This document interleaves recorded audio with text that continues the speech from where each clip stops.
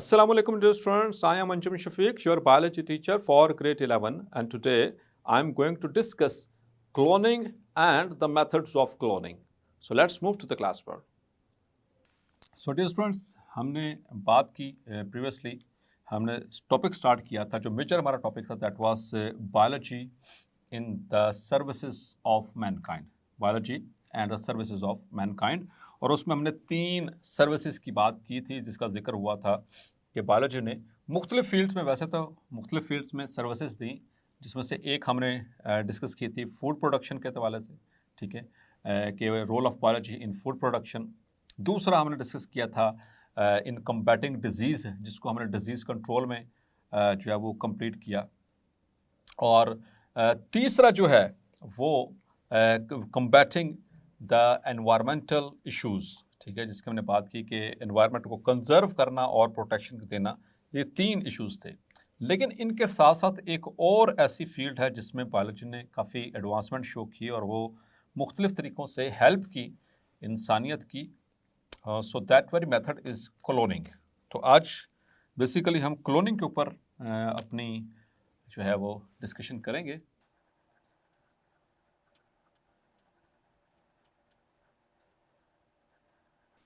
Cloning से पहले dear students एक छोटी सी डेफिनेशन है इंटीग्रेटेड डिजीज़ मैनेजमेंट, जो मैं पहले भी डिस्कस कर चुका हूँ और वहाँ पे रिटन फॉर्म में हम कर चुके हैं फूड प्रोडक्शन वाले सेक्शन के अंदर। आपको याद होगा ना, role of biology in food production, वहाँ पर मैंने बताया था कि आगे चलकर भी एक दफ़ा ये डेफिनेशन जो है वो शेयर की जाएगी, integrated disease management.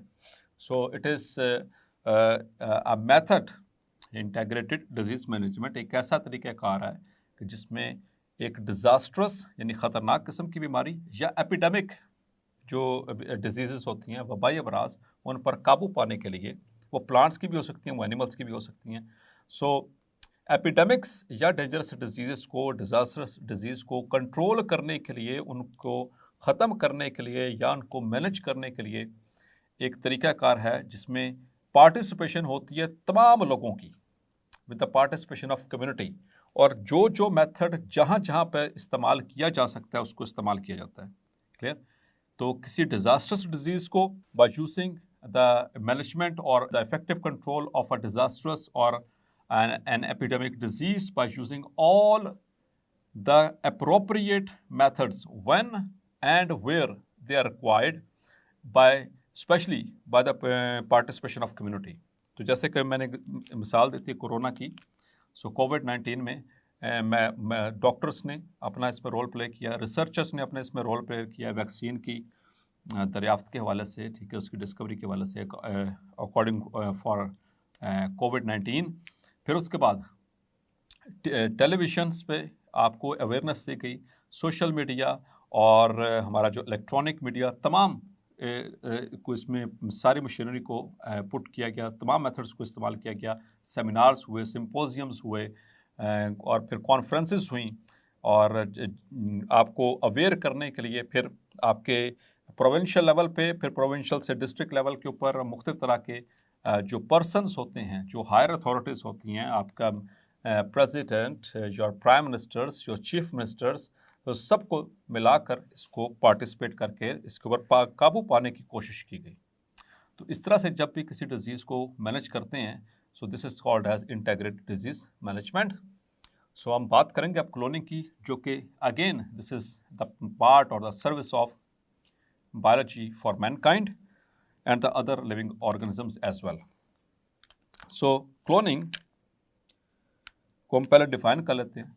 It is the process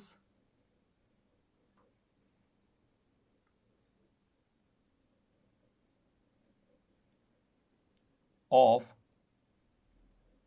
production of genetically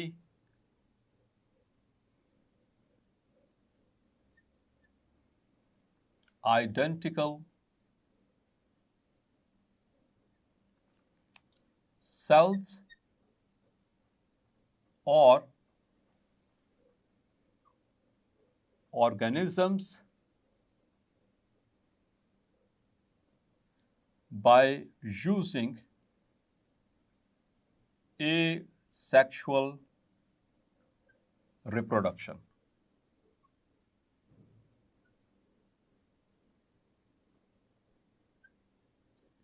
Is called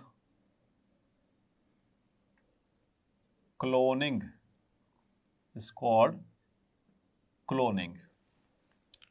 और फिर इसी से रिलेटेड एक और टर्म है, दैट इज क्लोन. तो उसमें फर्क याद रखना है, ठीक है. क्लोन और क्लोनिंग.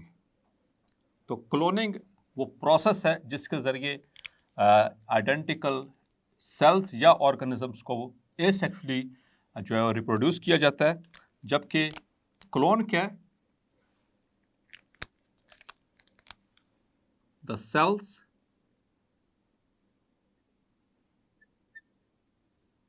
और group of identical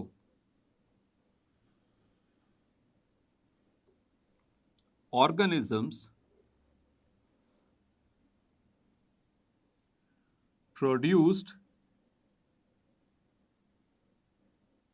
by cloning.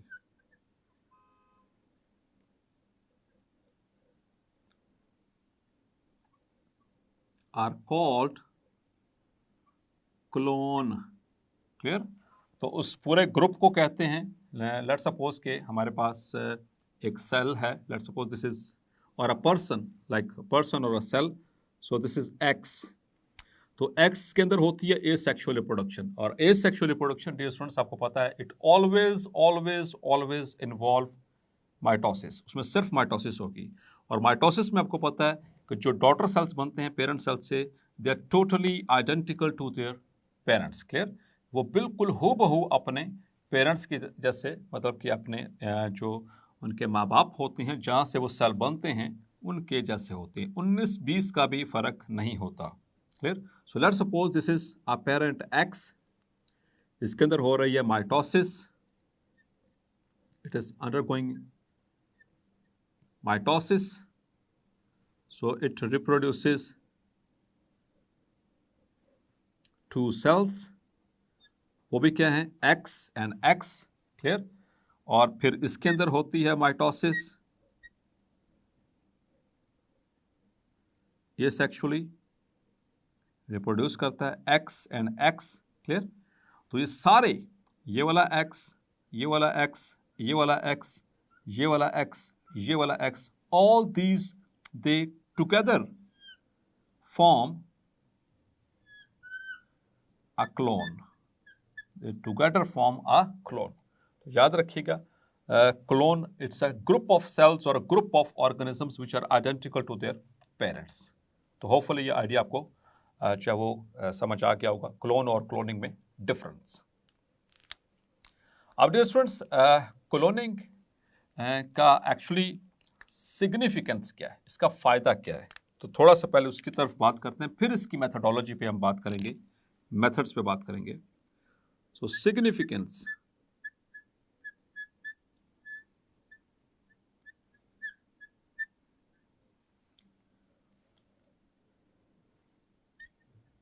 Of cloning.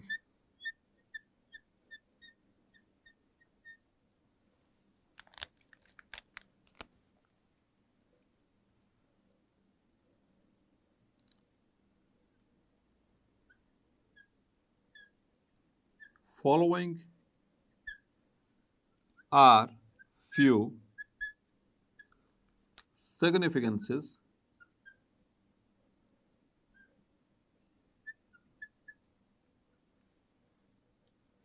of cloning. Number one, for achieving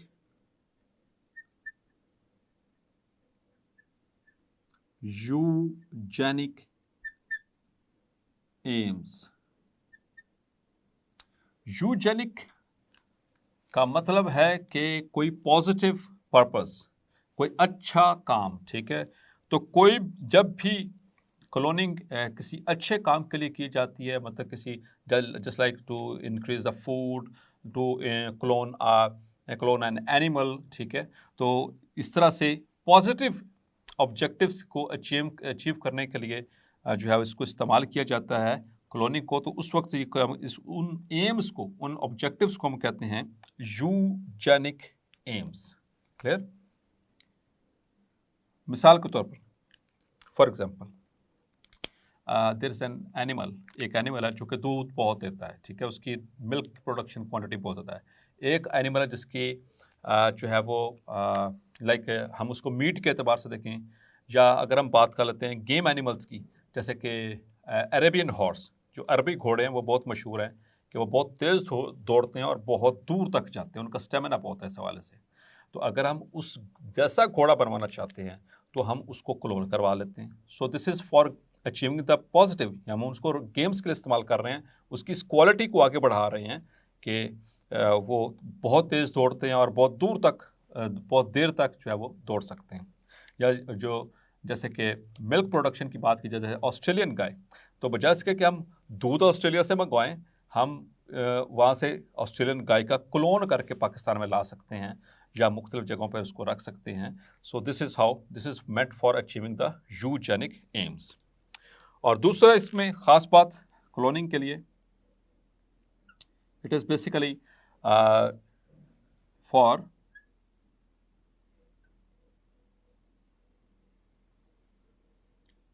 getting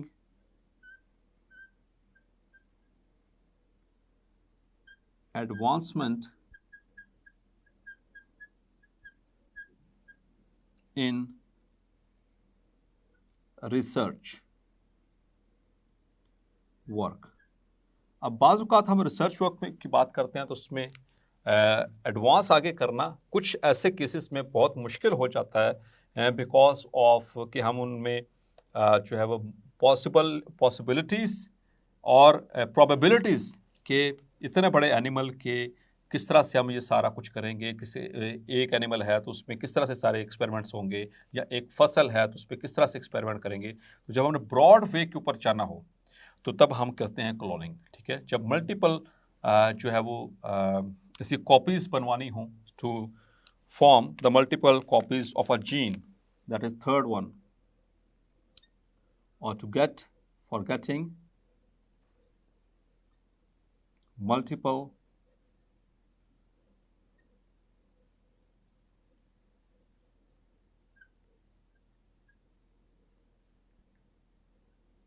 copies of a gene or organism,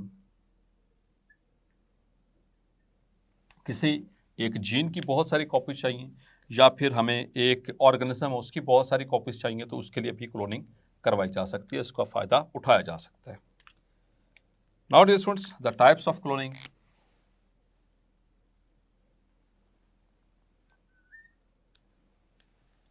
Now, the types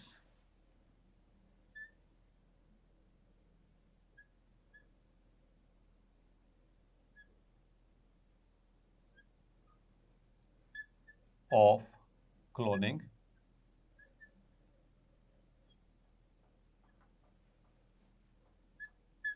तो डियर स्टूडेंट्स, दो ही टाइप्स हैं इसकी major.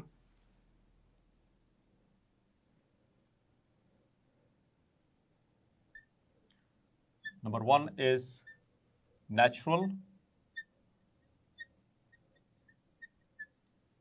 cloning and number two is artificial cloning।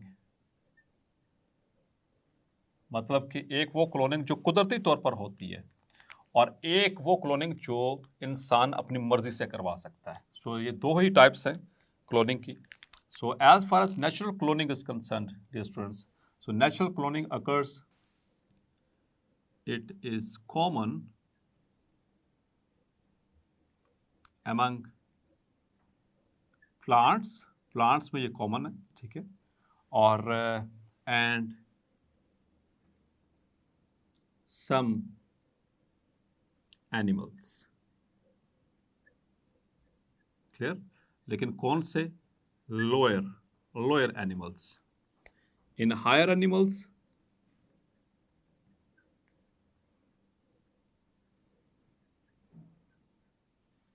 cloning is not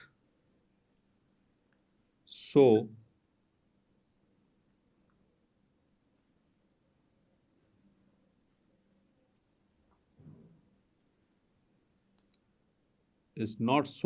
frequent. Plants में जैसे आपने grade 10 में dear students पढ़ा था, उसमें मुख्तलिफ तरह के मेथड्स के ज़रिए प्लांट्स को जो है वो क्लोन किया जा सकता है। और जहाँ तक बात है इसमें एनिमल्स की, तो लोअर एनिमल्स जैसे इंसेक्ट्स हैं हमारे पास, इंसेक्ट्स में एनिमल्स की एग्जांपल लेंगे तो इंसेक्ट्स, चूँकि ये लोअर एनिमल है तो इनके अंदर पॉसिबल है, जैसा कि आपने हनी बीज का नाम सुना होगा, ठीक है। इन हनी बीज शहद की मक्खियाँ, और हनी बीज के अंदर जो मेल ड्रोन होते हैं, मेल ड्रोन्स, वो एसेक्सुअली रिप्रोड्यूस होते हैं इस एक प्रोसेस के ज़रिए जिसे कहते हैं पार्थिनोजेनेसिस।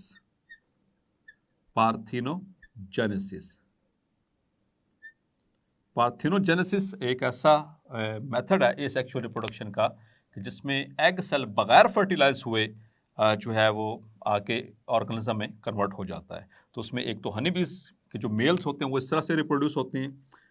दूसरा इसी तरह से एक और एग्जांपल है एफिड्स की, जिसका हमने पहले भी बात की इसी चैप्टर में। एफिड छोटे छोटे एनिमल्स हैं और जिसमें मैंने बायोलॉजिकल कंट्रोल में इसका जिक्र किया था। ये आमतौर पर प्लांट्स को अटैक करते हैं। तो एफिड्स भी इसी तरह से, इनकी जो फीमेल्स हैं, हनी बीज के अंदर मेल ड्रोन्स और एफिड्स की जो फीमेल्स हैं वो इस तरह से एसेक्सुअली रिप्रोड्यूस करती हैं। Same the process is parthenogenesis. Clear? तो इस तरह से हायर एनिमल्स के अंदर जो क्लोनिंग, नेचुरल क्लोनिंग जो है that is not so frequent, इसमें इतना कॉमन नहीं है और आमतौर पर उनके अंदर नहीं होती है।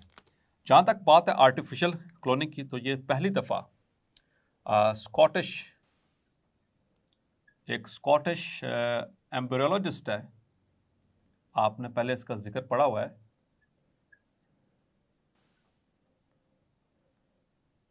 That is ion विल्मट। उसने 1997 में, 1997 में, in 1997 he made the first clone of mammal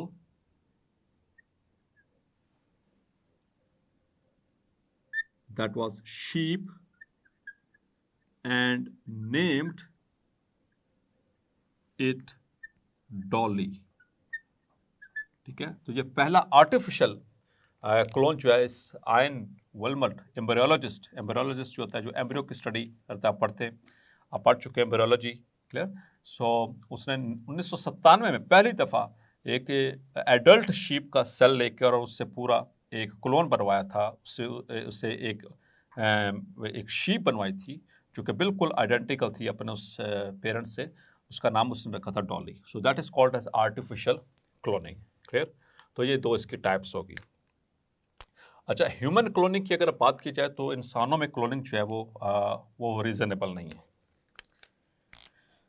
और कई जगहों पे कोशिश की जा रही है human, if you talk about the human cloning, इंसानों के क्लोन बनाने की। So it is ethically and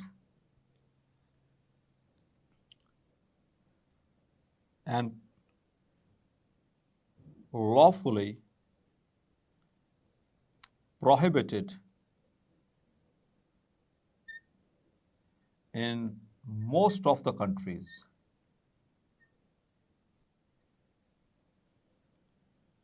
दुनिया की अक्सर ममालिक में ह्यूमन का क्लोन बनवाना इसको रोक दिया जाता है, उसको बैन है, क्योंकि एथिकली, अखलाकी तौर पर भी ये यानी कि जायज़ नहीं है, इसको जायज़ नहीं समझा जाता, और लॉफुली, कानूनी तौर पर भी इसको काफ़ी प्रॉब्लम्स की वजह से इसको लॉफुली भी डिक्लेयर किया गया है कि क्लोनिंग इंसान की नहीं की जाएगी।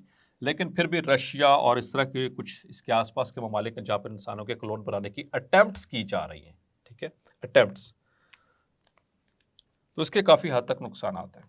एक छोटा सा एक छोटे से एग्जांपल देता चलो। लेट्स सपोज कि अगर मेरा क्लोन बनवा लिया जाए, ठीक है, आई एम अ ह्यूमन, तो मेरा क्लोन बनवा लिया जाए और एक हॉलीवुड में एक मूवी बनाई गई थी पिछले कुछ अरसे में, पिछले कुछ डेकेड में, लास्ट डेकेड के अंदर, जिसमें एक क्लोनिंग के ऊपर ही यानी कि उसका वो टॉपिक था कि दुनिया के अमीर तरीन लोग जो होते हैं वो एक यूएसए की एक लैब होती है जो चोरी छुपे जो है यानी कि हिडनली सीक्रेटली वो क्लोन बनवाती है। तो दुनिया के जो अमीर तरीन लोग होते हैं वो उस लैब से अपना क्लोन बनवाते हैं और वो उसका मकसद क्या होता है कि जब कभी उनको बीमारी का सामना हो, ऐसी बीमारी जिसका इलाज नहीं है या जिसको ट्रांसप्लांटेशन करवानी पड़ जाए, जैसे हार्ट ट्रांसप्लांट करवाना पड़ जाए, ब्रेन ट्रांसप्लांट करवाना पड़ जाए, लंग्स ट्रांसप्लांट करवाने पड़ जाए, किडनी ट्रांसप्लांट हो, तो वो जो क्लोन उन्होंने रखवाया हुआ है अपना, जो वहाँ पर पल रहा है उस लैब के अंदर, उसको कत्ल करके, उसको मार के और वहाँ से उसका ऑर्गन निकाल के और उस अमीर आदमी के यानी कि बॉडी में डाल दिया जाए। तो इसी वजह से एथिकली इसको गलत कहा गया, क्योंकि अब उसका जब ऑर्गन निकालेंगे तो उसका मर्डर होगा, कत्ल होगा, तो है तो वो भी इंसान। इसी वजह से इसको बैन कर दिया गया था, इसके अटेम्प्ट्स करने वालों को भी बैन कर दिया गया था कि ये कानूनी तौर पर भी और अखलाकी हद तक भी देखें तो ये जायज़ नहीं है। तो ह्यूमन क्लोनिंग की बहरहाल अटेम्प्ट्स की जा रही हैं। Now dear students, the methods of cloning। तो क्लोनिंग के मेथड्स यानी किस तरीके से क्लोनिंग की जा सकती है, तो दो तरीके कार है जिसका हमारे बुक में जिक्र है।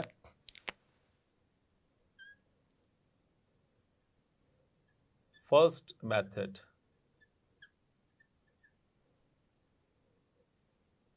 सो फर्स्ट मेथड में क्या जिक्र है, सो वी हैव गॉट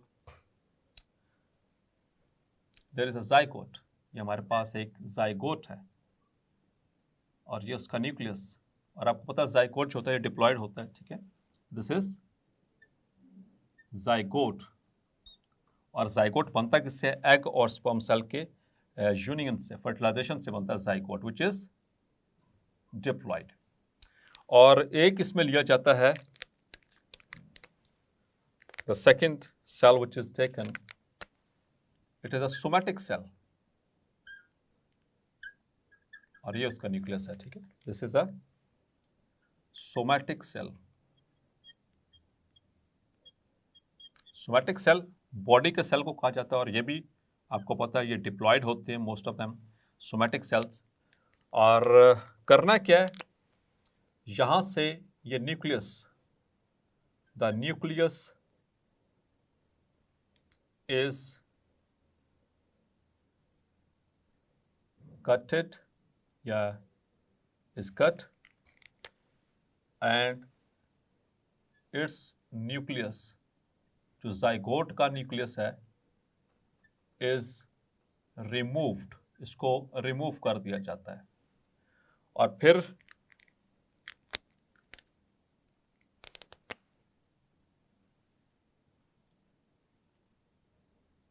इसको इसके अंदर प्लेस कर दिया जाता है।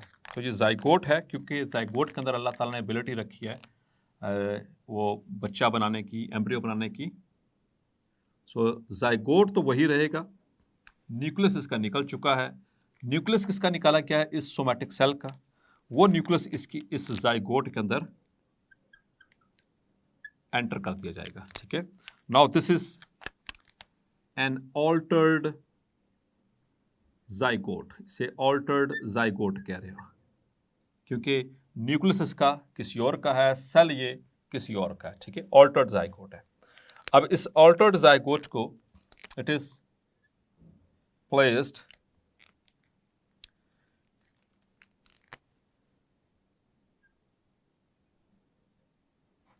or attached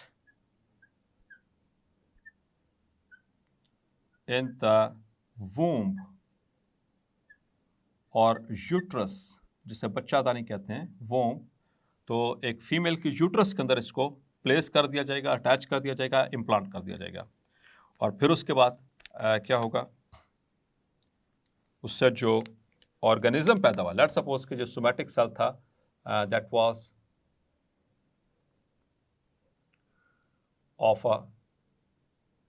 of this animal.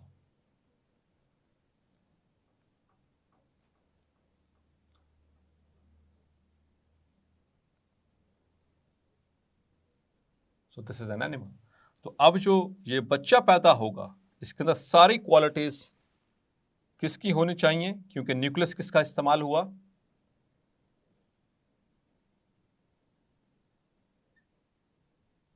सो जिस सेल से न्यूक्लियस लिया गया था, जिस ऑर्गेनिज्म के सेल से यानी सोमैटिक सेल लिया गया था, तो ये बिल्कुल उसकी आइडेंटिकल कॉपी होगा, सेम टू सेम। क्लियर? तो इस तरह से ये क्लोन बनता है। एक मेथड तो ये है, दोबारा से सुनिएगा, जाइगोट लिया, फर्टिलाइज यानी एग सेल, सोमैटिक सेल लिया किसी एनिमल का, उसका न्यूक्लियस रिमूव करके जाइगोट के न्यूक्लियस को डिस्कार्ड किया, रिमूव कर दिया। जाइगोट का जहाँ पे जाइगोट का न्यूक्लियस रिमूव किया उसकी जगह पर उस सोमैटिक सेल का न्यूक्लियस डालेंगे, जाइगोट को फिर बच्चादानी के अंदर यानी यूट्रस के अंदर यानी वूम के अंदर अटैच कर देंगे। अब जाइगोट्स के अंदर डिविजन्स होंगी, जाइगोट से बनेगा एम्ब्रियो, एम्ब्रियो से बनेगा organism. That will be, it is identical, it will be identical to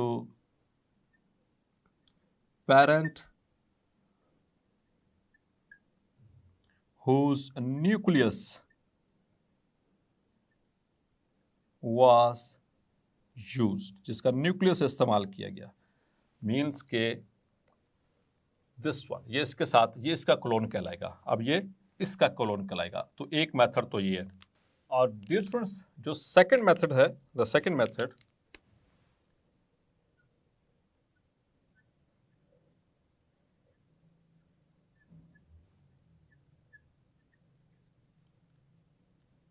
that is very interesting. So in the second method, a single cell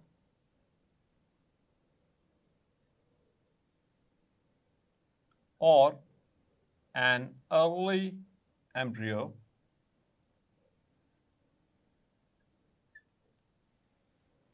splits, forming identical embryos, and its best example is, for example, identical twins. Identical twins. आपने जुड़वा का नाम सुना होगा। जुड़वा भाई होते हैं या फिर जुड़वा बहनें होती हैं, ठीक है, जिनको असल में हम कहते हैं जुड़वा को दो सेंस में लिया जाता है। एक जो थे तो माँ के पेट में दो बच्चे, लेकिन उनका जेंडर डिफरेंट, उनकी शक्लें डिफरेंट, ठीक है, वो यहाँ पर हम उस कैटेगरी में डिस्कस नहीं करेंगे, क्योंकि उस केस में दो जो हैं वो एग सेल्स प्रोड्यूस हुए, दो स्पर्म्स ने आकर उनको फर्टिलाइज किया सेपरेटली, और दो स्पर्म से वो आगे दो जाइगोट बने, दो जाइगोट से आगे वो दो बच्चे बने, और उनकी शक्लें भी एक जैसी नहीं होंगी, उनका जेंडर भी ज़रूरी नहीं है कि एक जैसा हो, ठीक है, उन दोनों में वेरिएशन है। जबकि आइडेंटिकल ट्विंस की जब मैं बात कर रहा हूँ तो नॉर्मली इसमें क्या होता है, so there is an egg cell, it is fertilised bye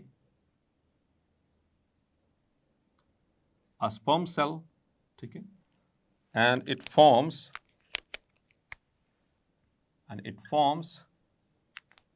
zygote। तो इससे क्या बनता है, एक सेल बनता है जिसे हम कहते हैं zygote। Clear? So it is haploid, and it becomes diploid। अच्छा डियर स्टूडेंट्स, साथ साथ बताता चलूँ हैप्लॉइड और डिप्लॉइड का कॉन्सेप्ट भी। हैप्लॉइड ऐसे सेल को कहते हैं जिसमें एक सेट हो क्रोमोसोम्स का, और डिप्लॉइड उसे कहते हैं जिसमें दो सेट हों क्रोमोसोम्स के। तो एक सेट क्रोमोसोम का स्पर्म सेल के अंदर होता है, एक सेट जो होता है वो एग सेल के अंदर होता है, तो दोनों सेट मिलकर क्या बनाते हैं, डबल सेट, जिसको हम कहते हैं diploid cell which is zygote, या इसको एक और आसान तरीके से अगर मैं बताऊं तो ऐसा सेल जिसमें अनपेयर्ड क्रोमोसोम हो वो हैप्लॉइड है, और जिसमें पेयर्ड क्रोमोसोम हो वो डिप्लॉयड कहलाएगा. सो दिस इज जाइगोट.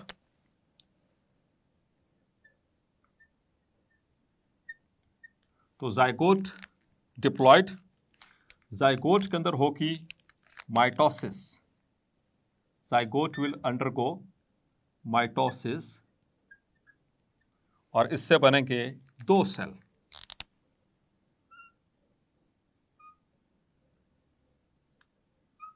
जाइगोट के अंदर अल्लाह ताला ने एक खासियत रखी कि जब इसमें सेल डिवीजन होती है तो सेल अलग नहीं होते बल्कि साथ जुड़े रहते हैं. ठीक है. So these are two cells. इन सेल्स को अब कहेंगे blastomeres. They are called as blastomeres. Clear. Normally क्या होता है, एक नॉर्मल फैशन में ये 2 से 4 बन जाते हैं. ठीक है. इनके अंदर जब माइटोसिस होती है, अगेन सेकेंड माइटोसिस, फिर ये 4 से 8 बन जाते हैं.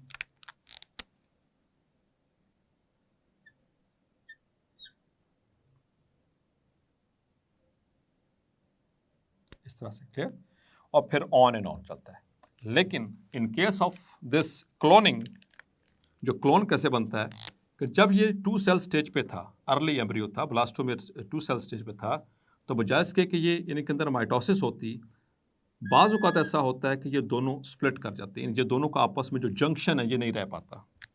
तो क्या होगा कि ये दोनों सेल्स अलग-अलग हो जाएंगे. ये वाला अलग हो जाएगा और दूसरा वाला अलग. अब मुझे बताएं डियर स्टूडेंट्स कि इनके अंदर जो न्यूक्लियस है, इनका जेनेटिक मटेरियल है, वो कहाँ से आया? वो आया जाइगोट से. जाइगोट के अंदर माइटोसिस हुई है तो ये 2 सेल बने हैं. और मैंने आपको बताया था कि जाइगोट या किसी भी सेल में जब माइटोसिस होती है, जब किसी भी सेल में माइटोसिस होती है तो माइटोसिस में जो नंबर ऑफ क्रोमोसोम बिल्कुल सेम रहता है, और वो जो उससे जो सेल बनते हैं they are identical to their parents. Means कि जो जेनेटिक मटेरियल इसके अंदर है वही, क्योंकि माइटोसिस में डुप्लीकेशन हुई है यहाँ पर, तो ये डुप्लीकेटेड न्यूक्लियाई हैं. तो एक न्यूक्लियस से 2 कॉपीज बनी हैं. इट मीन्स कि इन दोनों का जेनेटिक मटेरियल सेम है. तो अब ये दोनों अलग-अलग हो गए. इससे भी ऑर्गेनिज्म बना, इससे भी ऑर्गेनिज्म बनेगा.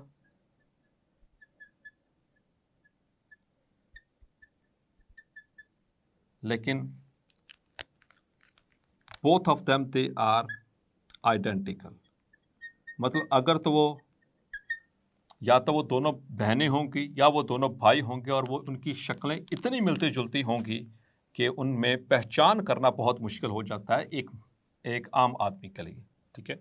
सो जिनको आइडेंटिकल ट्विन्स कहा जाता है, ट्विन्स, लेकिन आइडेंटिकल.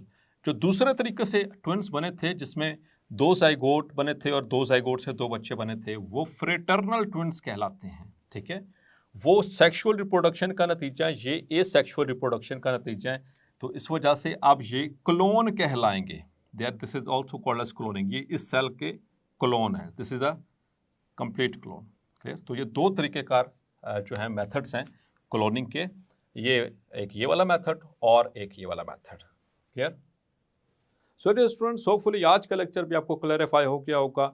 मिलते हैं नेक्स्ट लेक्चर में और डिस्कस करेंगे the last topic of our chapter number 1, that is protection and conservation of environment.